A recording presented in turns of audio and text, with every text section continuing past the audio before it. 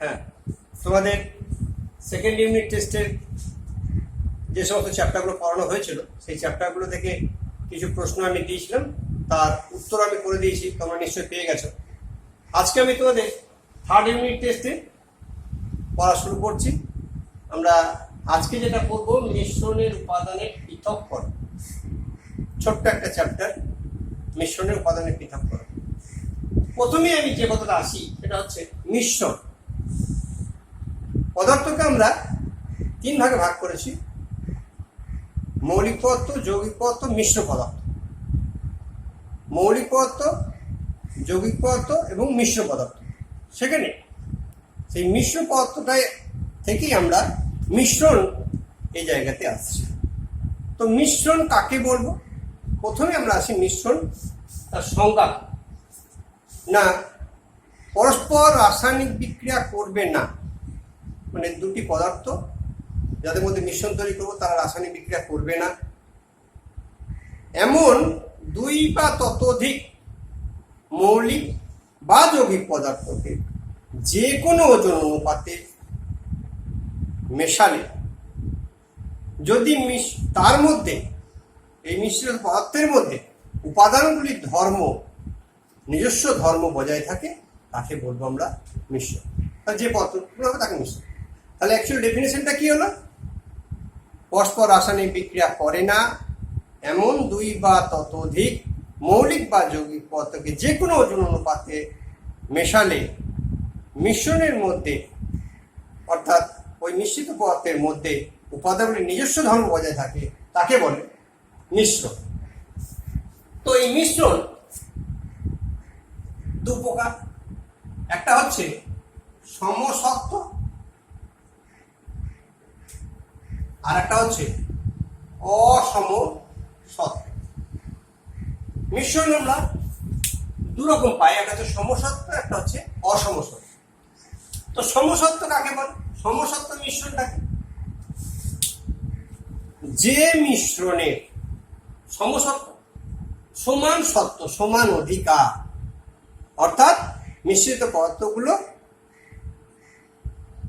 একটা নির্দিষ্ট অনুপাতে থাকবে। তো সমসত্ব মিশ্রণে তাহলে ডেফিনেশন বলতে গেলে আমরা কি বলতে পারবো? যে মিশ্রণে মধ্যে যে কোনো অংশে যদি উপাদানগুলির ভৌত ধর্ম এবং তাদের গঠন অনুপাত একই রকম থাকে, তাকে বলবো আমরা সমসত্ব মিশ্রণ। তাহলে যে মিশ্রণে উপাদানগুলির ভৌত ধর্ম এবং গঠন অনুপাত একই রকম থাকবে, তাদের বলবো সমসত্ব মিশ্রণ। যেমন এখানে আমরা বলতে পারি চিনি জলীয় দ্রবণ বা চিনি জলীয় দ্রবণ। আমরা বলতে পারি তুতের জলীয় দ্রবণ বা লবণের জলীয়। অর্থাৎ একটা গ্লাসের মধ্যে যদি চিনিকে গুলে নিই বা তুতে কপার সালফেট বা লবণ, আমাদের সোডিয়াম ক্লোরাইড লবণকে যদি গুলে নিই, তার যে জলীয় দ্রবণ উৎপন্ন হবে, সেখানে যে কোনো জায়গা থেকে যদি আমি ওই লবণের জলীয় দ্রবণের টেস্ট নিই বা চিনি জলীয় দ্রবণের টেস্ট নিই, তাহলে টেস্টটা কিন্তু সর্বদা একই রকম থাকবে। তাই এটাকে আমরা বলবো সমসত্ব মিশ্রণ। এইবার আসি আমরা অসমসত্ব মিশ্রণে। কিরকম না, যে মিশ্রণের বিভিন্ন অংশের উপাদানগুলির গঠন অনুপাত এবং ধর্ম যদি বিভিন্ন রকম হয়, তাহলে তাকে আমরা বলবো অসমসত্ব মিশ্রণ। যেমন ধরো না, লোহা চুর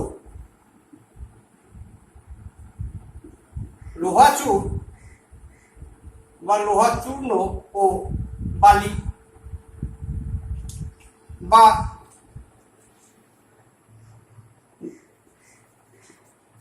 কাদাগোলা জল। এই যে লোহা চূর্ণ বা বালি এর মিশ্রণ করেছি, এর সব জায়গাতে একই রকম লোহা চূর্ণ বা বালি থাকে তা নয়। কাদাগোলা জল তাতে বিভিন্ন জলের মধ্যে কাদার ডেন্সিটিটা বিভিন্ন রকম থাকবে, অর্থাৎ একই কখনো থাকবে না, তাই এটাকে আমরা বলবো অসমসত্ব মিশ্রণ।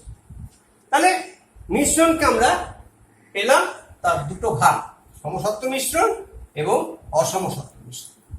এইবার আমরা এই সমসত্ব মিশ্রণ এর সঙ্গে যৌগিক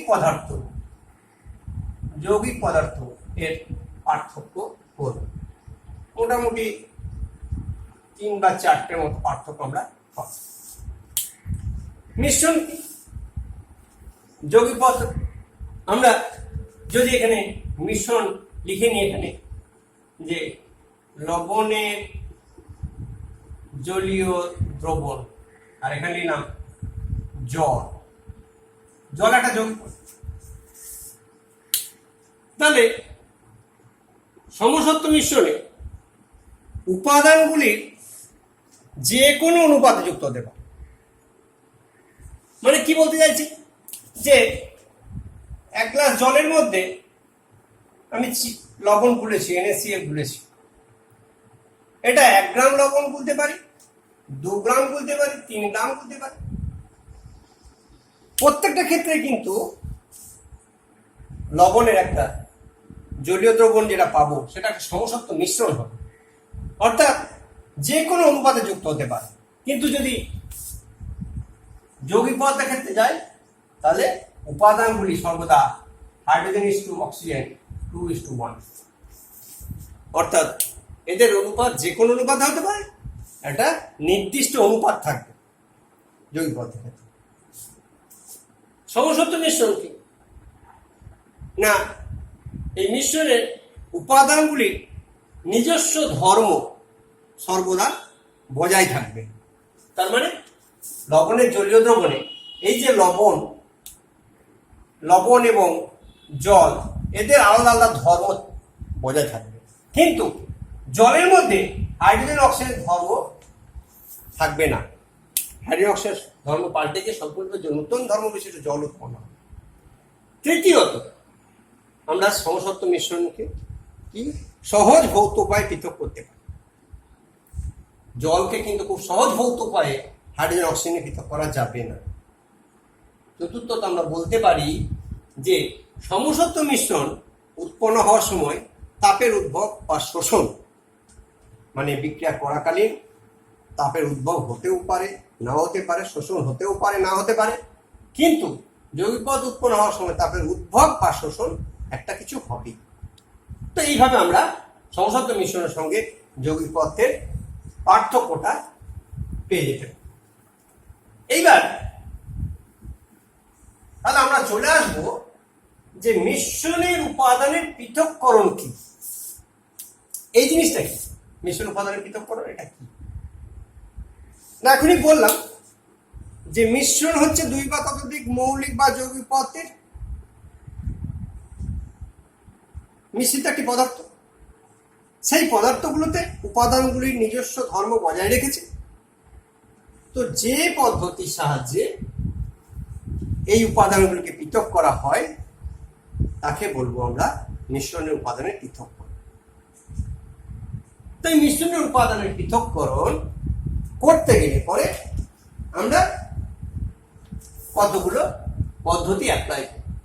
কিসের উপরে বেস করি, কিসের উপর ভিত্তি করে আমরা এটা করব, মিশ্রণের পৃথককরণ করব না তাদের গলনাঙ্ক, তাদের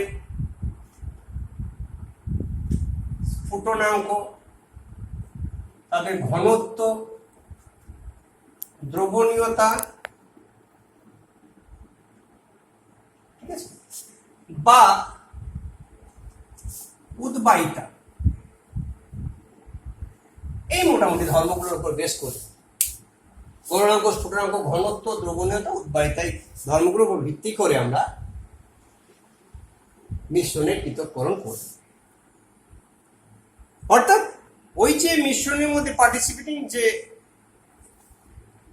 মেটেরিয়ালস গুলো রয়েছে, অর্থাৎ মিশ্রিত পদার্থগুলো যে উপাদানগুলো রয়েছে সেই উপাদানগুলোর গলনাঙ্কের ডিফারেন্স বা স্ফুটনাঙ্কের ডিফারেন্স বা ঘনত্বের পার্থক্য, দ্রবণীয়তার পার্থক্য এবং উদ্বায়িতার পার্থক্য, এইগুলোর উপরে ভিত্তি করে আমরা পৃথককরণ করব। এই পৃথককরণ করার ক্ষেত্রে অনেকগুলো পদ্ধতি আছে। পদ্ধতিগুলো হচ্ছে, ধরো প্রথমে আমি আসি কেলাসন, 2 নাম্বার পাতন, 3 নাম্বার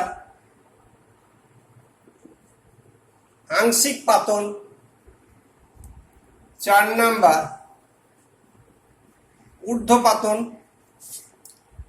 5 নাম্বার আশ্রাবণ, 6 নাম্বার পরিশ্রাবণ, 7 নাম্বার পেপার ক্রোম্যাটোগ্রাফি, 8 নাম্বার বিওজি ফানেল। এই 7 রকম পদ্ধতির সাহায্যে মোটামুটি ভাবে পৃথক করা যেতে পারে। তোমাদের সিলেবাসে যেটা আছে সেটা হচ্ছে পাতন, আংশিক পাতন এবং বিওজি ফানেল। তো আমরা পাতন, আংশিক পাতন এবং বিওজি ফানেল এই পদ্ধতিগুলো আমরা আলোচনা করব না, সেখানে গলনাঙ্ক, স্ফুটনাঙ্ক, ঘনত্ব, দ্রবণীয়তা, উদ্বায়িতা এইগুলোর উপরে ভিত্তি করে এই পদ্ধতিগুলোকে আমরা নিয়ে যাব। তো প্রথম যেটা আমরা আলোচনা করব সেটা হচ্ছে পাতন।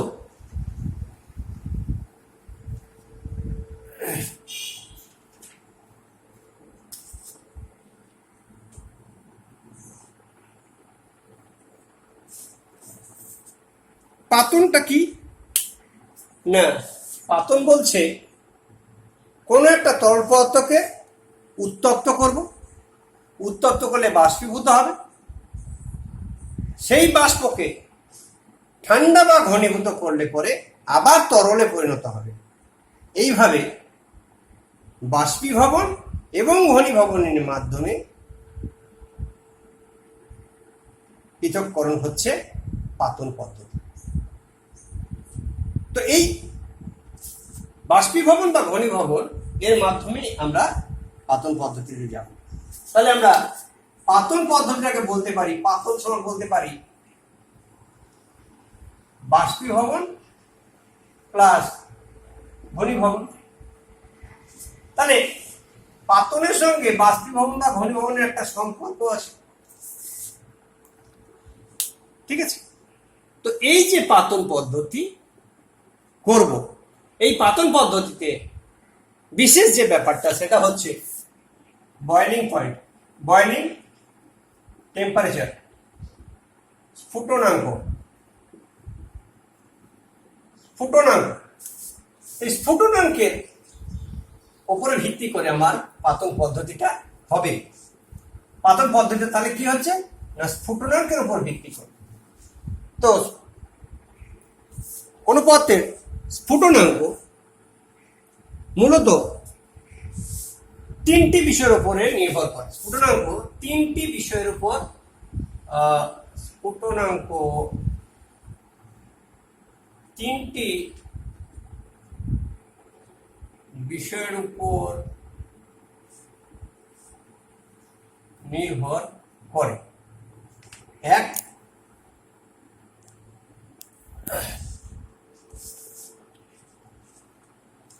তরলের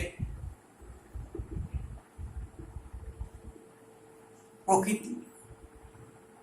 তরলের প্রকৃতি কি না, বিভিন্ন রকম তরল পদার্থ আছে। যে তরল পদার্থ বেশি উদ্বায়ী, খুব তাড়াতাড়ি উবে যায়, তাদের স্ফুটনাঙ্ক হবে কম। যে বেশি দেরিতে উবে যায় তাদের স্ফুটনাঙ্ক হবে বেশি। ইথার 35 ডিগ্রি সেন্টিগ্রেড তাপমাত্রা ইথার উবে যায়, তাহলে ইথারের স্ফুটনাঙ্কটা কম। জল 100 ডিগ্রি সেন্টিগ্রেড তাপমাত্রা বাষ্পীভূত হয়, অর্থাৎ জলের স্ফুটনাঙ্কটা বেশি। তা তরলের প্রকৃতি। 2 নম্বর হচ্ছে তরলে দ্রবীভূত পদার্থের উপস্থিতি,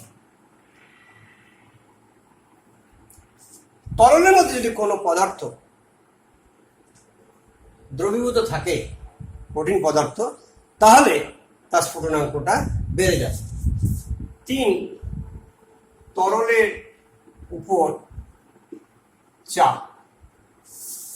তরলের উপরে চাপ, এই যে ব্যাপারটা একটু বলছি।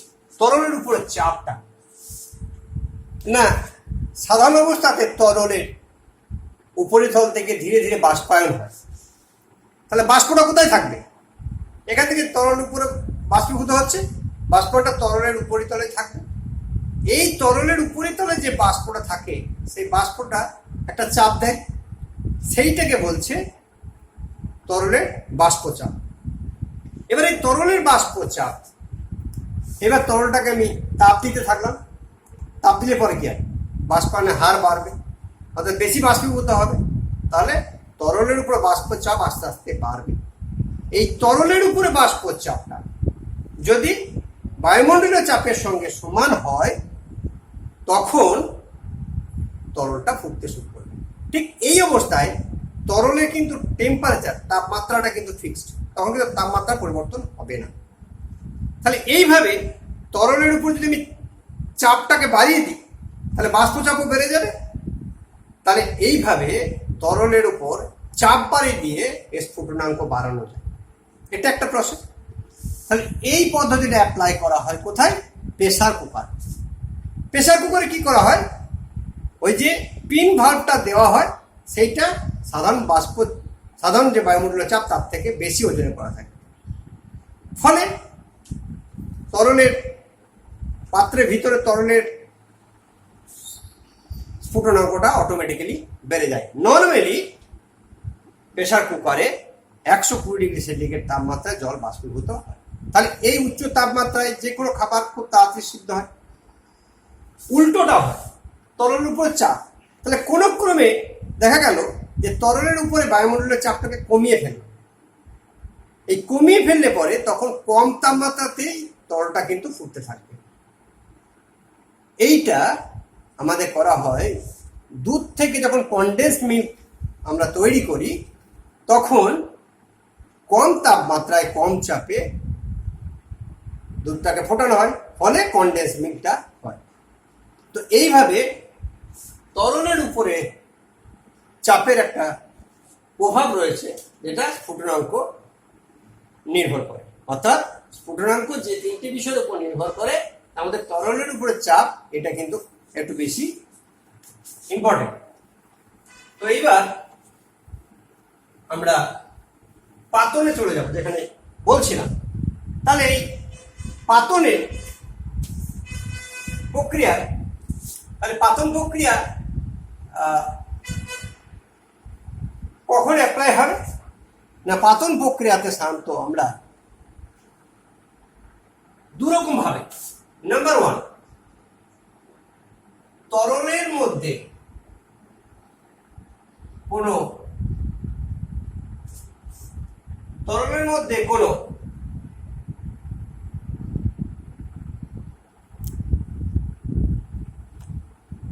অনুদ্বায়ী কঠিন পদার্থ দ্রবীভূত থাকলে, তরলের মধ্যে কোনো অনুদ্বায়ী কঠিন পদার্থ দ্রবীভূত থাকলে, অর্থাৎ তরলের মধ্যে কঠিন পদার্থ দ্রবীভূত আছে, এইরকম অবস্থায় তরল থেকে কঠিন পদার্থকে পৃথক করার ক্ষেত্রে আমরা পাতন পদ্ধতি অ্যাপ্লাই করব। দ্বিতীয়ত, দুটি তরলের সমসত্ব মিশ্রণ থেকে তরল দুটিকে পৃথক করার ক্ষেত্রেও কিন্তু আমরা পাতন পদ্ধতি অ্যাপ্লাই করব। বাট এখানে একটা কন্ডিশন আছে, এই যে পার্টিসিপেটিং লিকুইড, তাদের স্ফুটনাঙ্কের ডিফারেন্স গ্রেটার দেন 30 ডিগ্রি।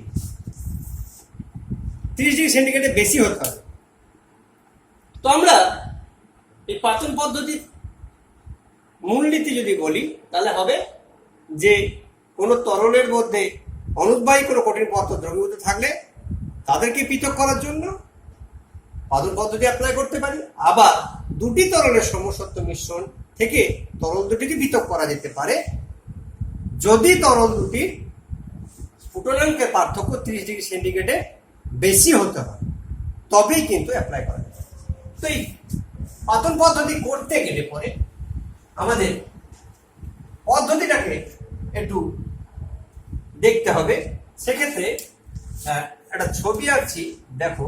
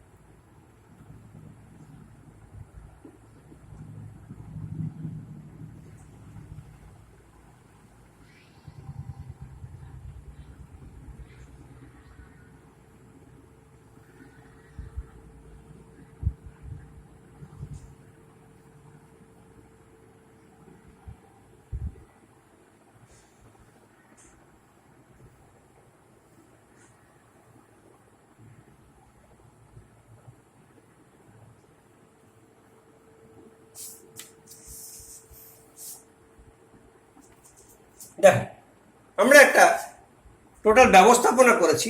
এটা কি নিয়েছি এখানটাতে?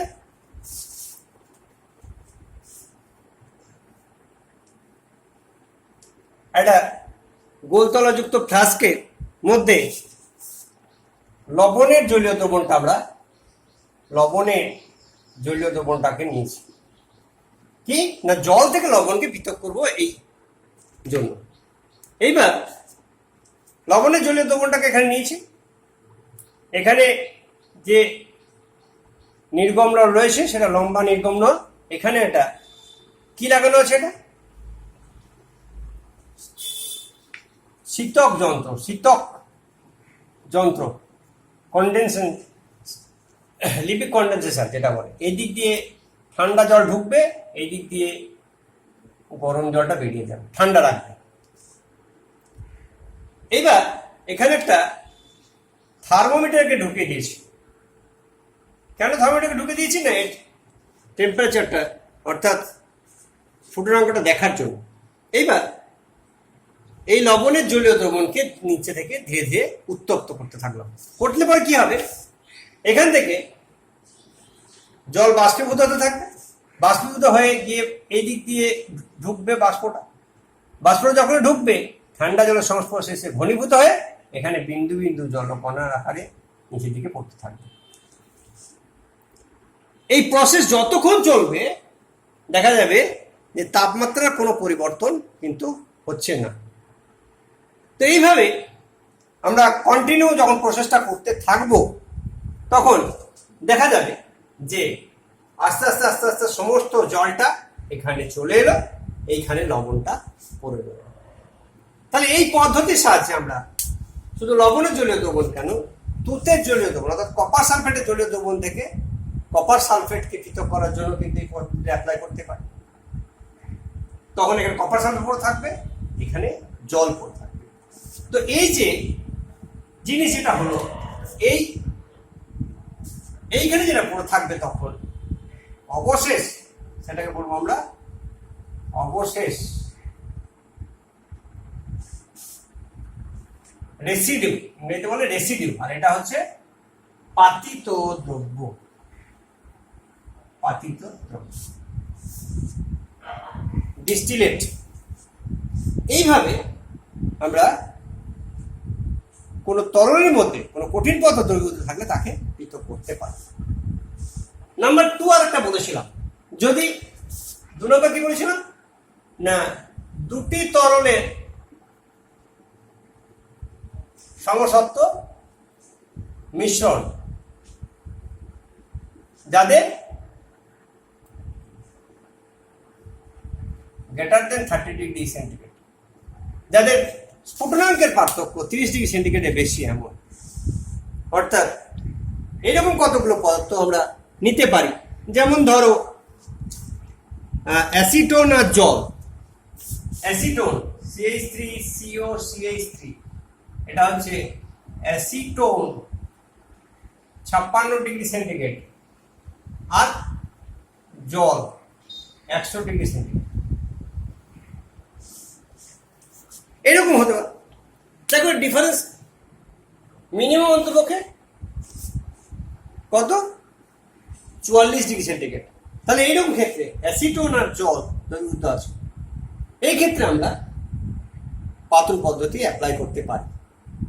এই পাতন পদ্ধতিতে তাহলে তখন কি হবে, এইখানে যখন আমরা অ্যাসিটোন এবং জলের মিশ্রণটা নেব, উত্তাপ দেবো, তখন অ্যাসিটোনের স্ফুটনাঙ্কে এলে পরে অ্যাসিটোনের স্ফুটনাঙ্কে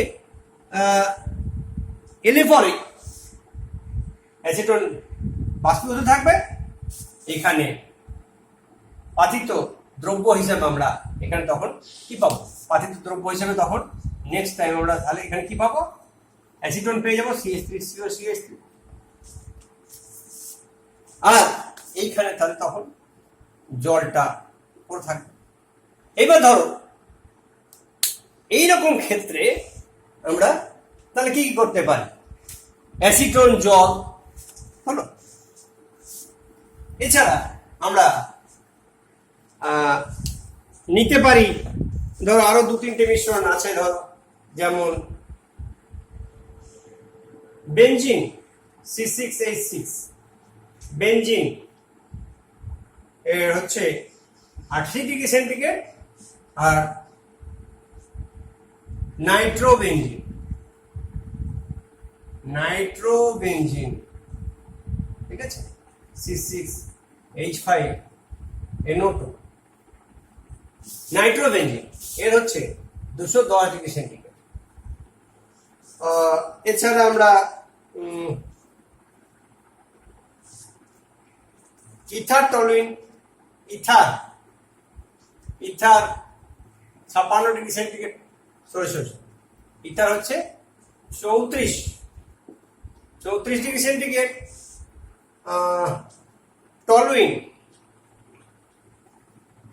টলুইন হচ্ছে তোমার 110 ডিগ্রি সেন্টিগ্রেড। তাহলে এইগুলোকে আমরা কিন্তু এই পদ্ধতি অ্যাপ্লাই করে এই মিশ্রণটাকে অ্যাপ্লাই করে আমরা পাতন প্রক্রিয়ায় পৃথক করতে পারি। কিন্তু এর কতগুলো অসুবিধা আছে, মানে সীমাবদ্ধতা বলতে পারি আমরা যেটাকে, যে এই ক্ষেত্রে কি হয় দেখো, যখন এখান থেকে বাষ্পীভূত হতে থাকবে অ্যাসিটোনটা, তখন কিছু পরিমাণ জলীয় বাষ্প কিন্তু এর মধ্যে চলে যেতে পারে। তাহলে আমরা অ্যাকচুয়ালি যে উদ্দেশ্যে পৃথকীকরণ করতে যাচ্ছিলাম সেই উদ্দেশ্যটা কিন্তু সবসময় ফ্রুটফুল হবে না। কারণ আমরা মিশ্রণ উপাদানে পৃথকীকরণ করি কি জন্য না, তার কতগুলো আছে যে এই উপাদানগুলিকে বিশুদ্ধ অবস্থায় পাওয়ার জন্য। তা সেক্ষেত্রে এখানে অ্যাসিটোন আর তার মধ্যে সমান পরিমাণ জল মিশে থাকতেই পারে। তা এইরকম ক্ষেত্রে সবচেয়ে ভালো প্রসেস যেটা হচ্ছে সেটা হবে আংশিক পাতন। ঠিক আছে, তো আজকে তোমাদের এই পর্যন্ত থাক, নেক্সট দিন আমরা আংশিক পাতনটা ধরব।